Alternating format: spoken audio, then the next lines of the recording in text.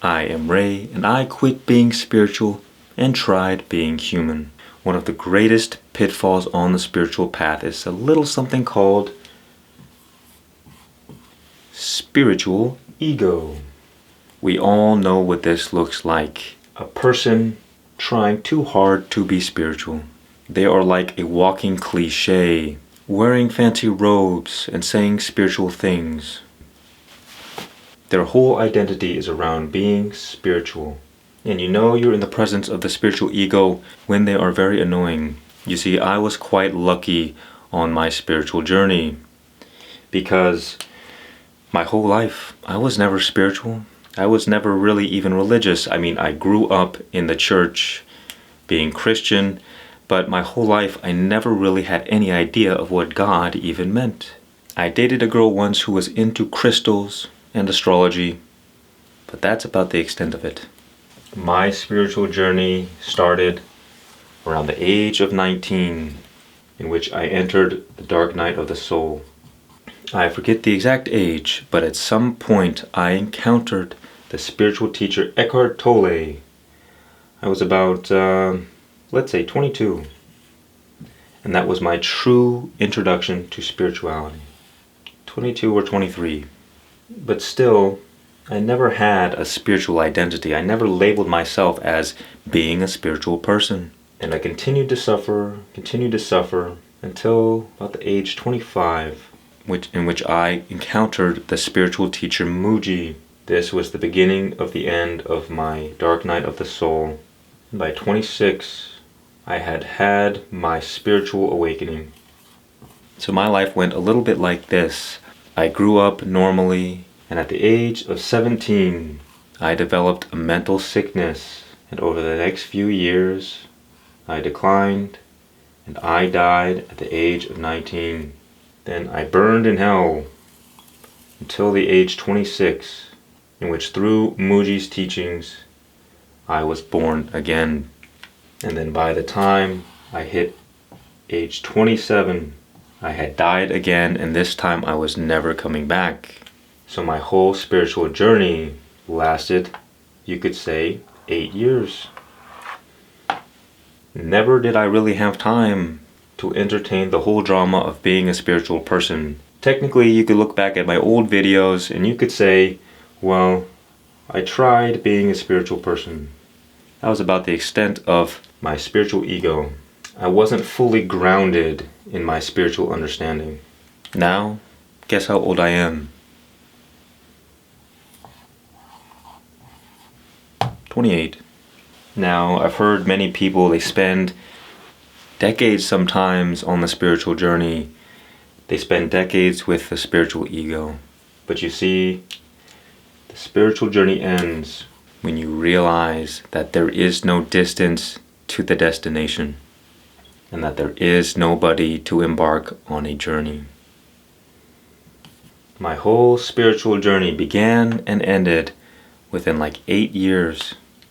After you encounter this realization, the spiritual ego cannot survive, because you see through the illusion of the ego. Until this moment, what are we? We are an ego embarking on a spiritual journey, which you might call a spiritual seeker. The spiritual journey is for the ego, it's for the person. Once you see through the illusion of the ego, the spiritual journey ends and the true game of life begins. That is, you start again. You basically start life over from a new perspective. As it is said, before enlightenment, you chop wood and carry water. After enlightenment, you chop wood and carry water. On the spiritual journey, our main goal is to be spiritual. After the journey ends, the main goal is to be human. Oftentimes on the spiritual journey, we try too hard to be spiritual. And so we reject the physical world. We reject our humanity. We reject our body. That spiritual ego is ungrounded. That is why when you hear certain spiritual people talk, you kind of roll your eyes, because the energy in which they speak it's ungrounded. It's not rooted in practicality. It's not rooted in experience. People who talk about knowledge and philosophy without personal experience, they do not know what they're talking about. Sometimes it's okay, but be wary of this. Without experience, wisdom comes only through experience. The wisdom that you gain on your spiritual journey should be able to help people in their practical daily life. If what you learn does not help people, what is the point? Ideas are worthless without implementation. That is why we emphasize being human, because through our humanity we relate to other humans. But if we try to be so spiritual, then there's a subtle being above everybody else. People can't relate. We want to embrace our humanity, which means we accept the ugliness of life. We accept the imperfection. We accept our limitation. We ground ourselves in the body. You see, although I was never really a spiritual person, I was always a creative person, which means I love the land of make-believe. I love imagination. Because imagination is limitless, it's infinite, it's eternal. And so naturally, I had a tendency to reject the limitation, the physical world, the body. Because if you're floating around in heaven all the time, and you can make anything appear just like that, this world of its temporariness, of its limitation, and of its ugliness and imperfection, it seems very unfavorable.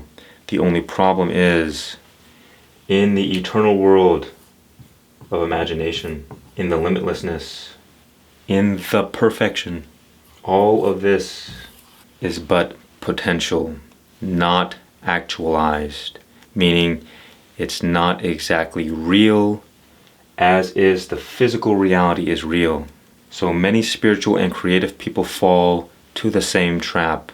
That is, they have great potential, but because there's a subtle repression of their humanity, they do not engage in the practical, actionable steps that allows them to actualize their potential. That is called Peter Pan syndrome, the eternal child being unable to grow up. You see, true spirituality is about wholeness, because wholeness is the nature of God. God is everything. Therefore, our mission in life is to achieve balance, psychic wholeness. All of our problems in life will occur because we are imbalanced. Through trauma, through conditioning, we will have certain tendencies to overcompensate in certain energy. I like to say, we are all instruments of God, and our life is the song. And whether or not our song is in harmony is determined by whether or not we are in tune. What does this mean? It means that our energy typically leans toward one of two directions. Too loose, too tight. Intuitively, we will understand what this means. Too much chaos, too much order. Are you too uptight? Do you have trouble being at ease, relaxing, resting? Or are you too loose? Do you have trouble taking action? Do you have trouble being motivated? Do you struggle with depression and lethargy? Orderly people will typically have too much anxiety. Chaotic people will typically have too much depression. But in the balance of both energies, we enter into flow, in harmony with wholeness, in harmony with life. And that is where the magic is. You see, as I went along my spiritual journey, there were times where I kind of felt I really needed to follow a certain way of being. I should be doing this, or I shouldn't be doing that. I should be spiritual, and I should not engage in anything that is not spiritual. Because in the imbalance of my energy, in subtle ways, many of us struggle with this. We think that being spiritual is good and being human is less. Think about most religions since the beginning of time. They have a pattern of rejecting their humanity, of rejecting their body, their earthly, fleshly desires, in favor of the higher spiritual things. False. Unless you balance both energies, you shall not be aligned with God. The eternal world of spirit is not better than the temporary world of humans, of physical nature. Both realities are equally important to the wholeness of all things. That is why I like to say being human is one of the most spiritual things you can do. Because for most spiritual people, they are imbalanced in this direction. And by integrating the opposite energy, they enter into wholeness, to balance. Grounding spirituality in practicality. I'm going to need a new pen soon. Hopefully you can see that. This is true spirituality. So my advice is, accept all that is, because all that is good. Neither push away nor be attached to. I, in a way, follow the motto, everything is sacred and nothing is sacred. This means to have sex in a church and to pray behind a dumpster. One is no longer a slave to the ideas of right or wrong, because right and wrong are both equally important to wholeness. If we are too attached to what is right, we might fall into imbalance. In other words, we often fall in the trap of wanting only the light and rejecting the darkness. You see, oftentimes on the spiritual path, or even if you're just a religious person, you might fall to addiction, to temporary pleasures, earthly desires. And because we have a spiritual or religious identity, we say, I am a religious person, I'm a spiritual person, and I'm trying to live a moral and virtuous life. I'm not going to say that that is a bad thing, of course it's not. But every time we fall to addiction, to temporary pleasures, to earthly desires, we will say something went wrong. I sinned, I'm a bad person, I should not be doing these things. This is not good, this is not right. This is called wearing the golden chains of morality. It doesn't matter what material your chains are made out of. You are still a slave, whether they are made of iron or made of gold. Because we have an ego identified with virtue and morality, or being spiritual, we cannot help but reject our earthly nature. And in the rejection of our earthly nature, we are a slave. We try too hard to be good, and this creates a natural guilt and shame around these things. Now, does this mean we can just indulge in whatever addictions, temporary pleasures, and earthly desires? No. Because that, again, is just more chains. Instead of golden chains, you get rusty iron ones. Do not be a slave to the material world. Do not be a slave to the spiritual world, but realize that both are completely necessary for the wholeness of all things. And that is what it means to be truly spiritual. We do not want to be a slave. We want to be free. Free from good and evil. Free from right and wrong. Free from our attachment to darkness or our attachment to light.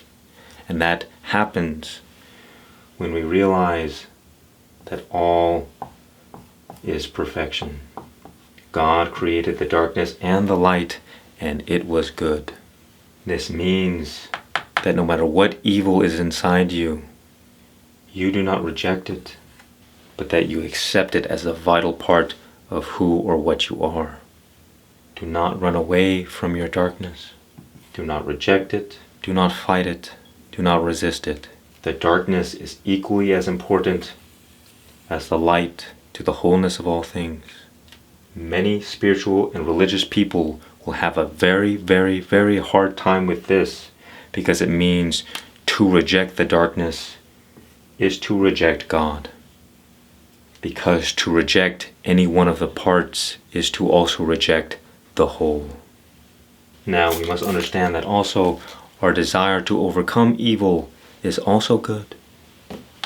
That we should not just allow evil to have free reign and not do anything about it. That would be spiritual bypassing. Remember, it's not about rejecting, it's not about embracing, it's about acceptance. We must begin seeing the perfection in everything.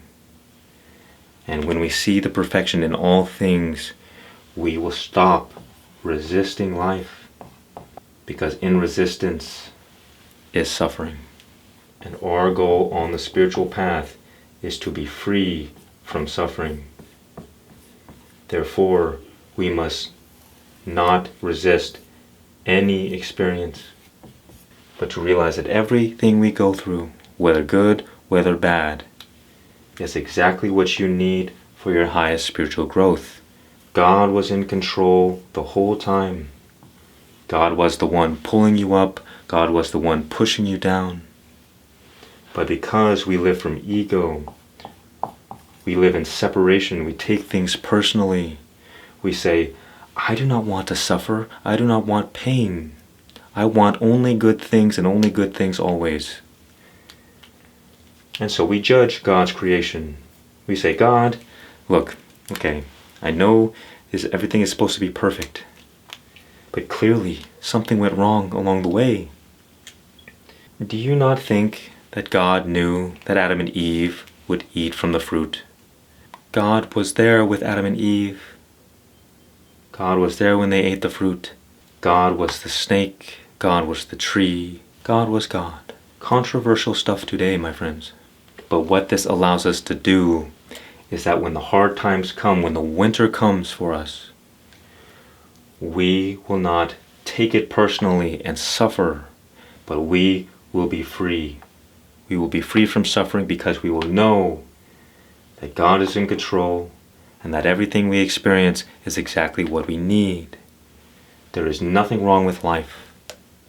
And this will allow us to accept anything that happens and avoid resisting life. Because when we resist life, we become separated from life. And where life is not, death is. To resist life is to experience separation from God. And separation from God is hell. I imagine for most people, this is the most difficult thing to accept. But this is a very powerful realization. There are no such things as demons. There are only angels in disguise. All suffering arises because of ignorance of the true nature of reality. The universe is perfectly balanced between negativity and positivity.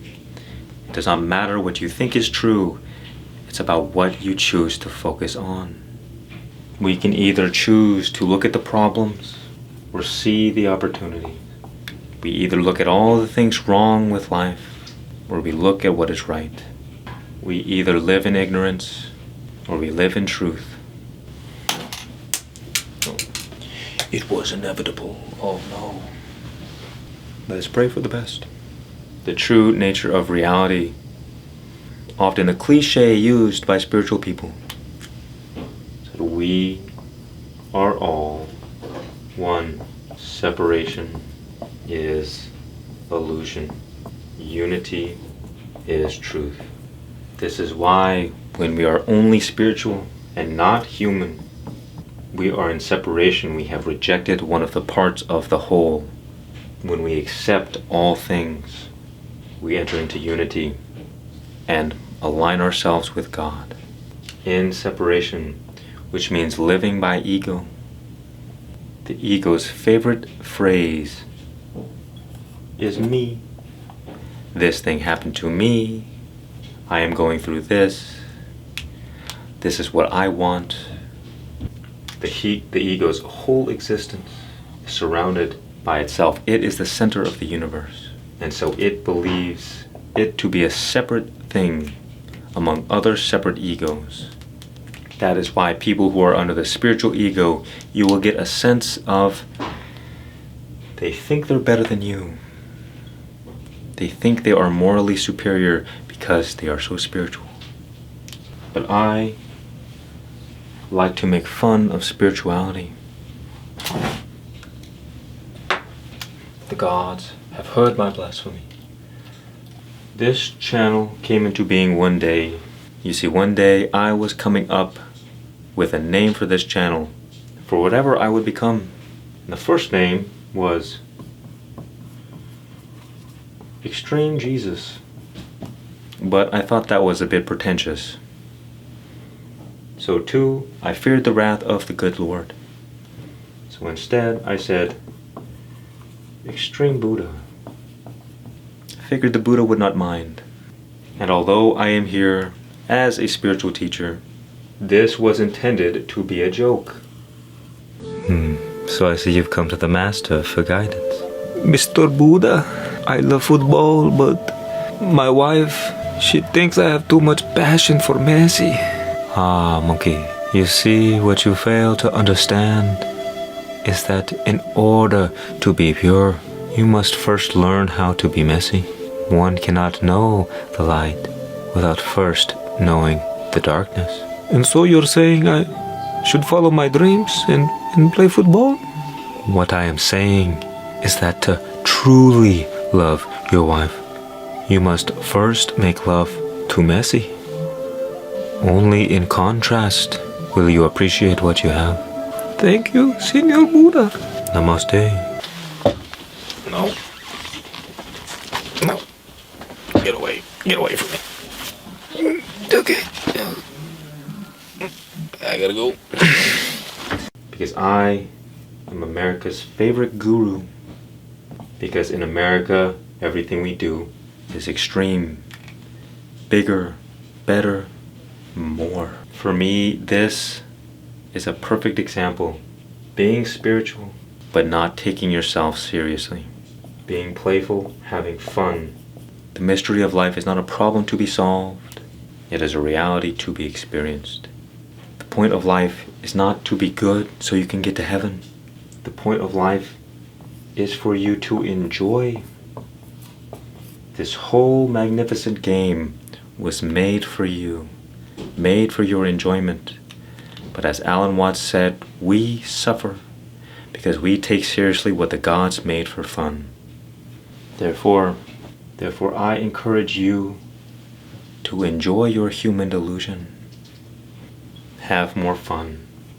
Stop taking life so seriously.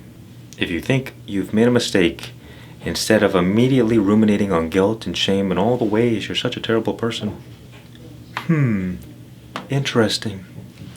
Because if you take life so seriously, if you get caught up in the psychological drama, you will simply wallow in suffering. You will not see the lesson that life is trying to teach you. You will not have clarity, and you will be blinded by your temporary emotional states. But once you realize that the darkness and light are equally important, you can stop suffering so much and begin accepting life as it is. And when you accept life, you gain clarity. Think about it this way. A warrior means nothing if he does not have opponents to battle. A hero is nothing without the villain. But yet what do? We complain about our problems. And we judge ourselves and we judge life. We live by rules of should and should nots. And therefore we suffer. Become beyond good and evil. Neither reject nor embrace, accept all. This is the key to freedom.